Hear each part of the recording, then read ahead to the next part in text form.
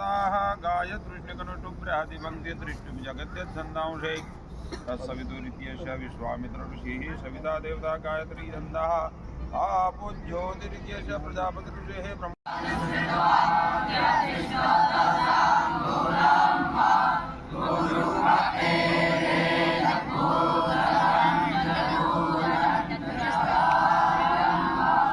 स्वर मार दो।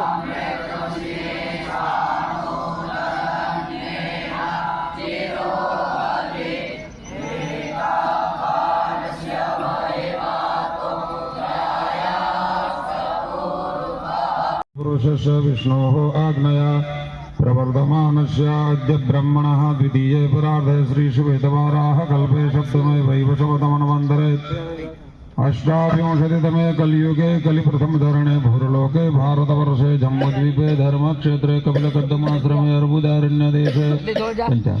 अर्बुदारण्यदेशे श्रीसरस्वत्याः पश्चिमदिग्भागे श्रीमल्लवनाब्धेः उत्तरदिरे द्विसहस्राधिक एकाशीतिविक्रमवर्षे दक्षिणाजने वर्षाऋतौ मासानां मासोत्तमे मासे पुण्यपवित्रा श्रावणमासे धवले पक्षे पूर्णिमायां तिथौ मन्दवासरे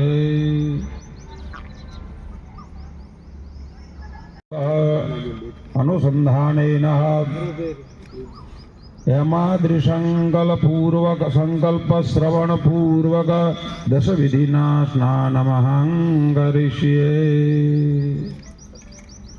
स्थानનું સ્થાન આપણું સામર્થ્યનું આપણા ક્ષેત્રનું આપણા જમીન જાયદાદ જે કંઈ હોય એનું આપણને ભાન થાય છે કે આ બ્રહ્માંડની દ્રષ્ટિ જોતા આપણું કંઈ છે નહીં. સાથે સાથે કાળનું પણ વિવરણ છે.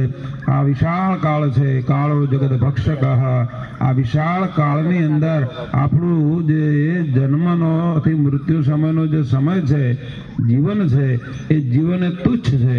એ તુચ્છતાનું ભાન કરાવે છે આપણે. કારણ કે ભર્તૃહરિના શબ્દોમાં કહીએ ત્યારે કે ભર્તૃહરિ કહે છે કે હું જ્યારે થોડું જ જાણતો હતો તો મદાંધ હાથીની જેમ ફરતો હતો, પરંતુ જ્યારે હું વિદ્વાનોના સત્સંગમાં આવ્યો ત્યારે જે મારો મદાંધ હતો, જે શરીરમાં ઘૂસેલો હતો, એ નીકળી ગયો. કેવી રીતે? જેમ કે ઔષધિ ખાવાથી તાવ ઉતરી જાય એ રીતે મારો મદાંધ ઉતરી ગયો.